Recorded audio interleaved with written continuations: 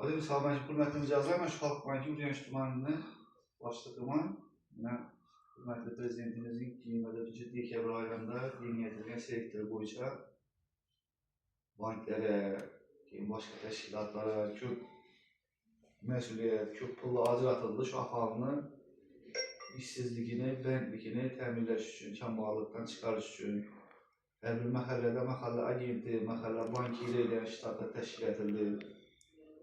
Yine bir ildən yine Ağrı Tumanı olan 12 tuman, 12'lerin içinden 3 tumanı 12%'dan kredit verən oldu. 17% bizlərdə ailəvi kredit. Bunlarda 12% oldu. Yani bizlərdə eğer ailəvi kreditdən alıp yapılan olsanız da 50 milyon son patent bizlərə kefil bilen naqd pullar fəaliyyətini yeni yetiriş üçün 50 milyon verildi.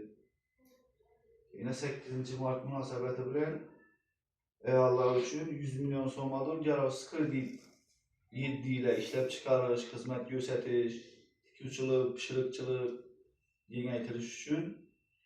Fakat eyallara 20%'dan 7 ile. Şimdi çarva yönəlişi boyunca mesela fermerlere eğer fermerleri yengəltirəmən, çetdən mal etkələmən desenize birinci mərtəbə verilişine 7 il, 3 il imtiyazlı devrede eğer 2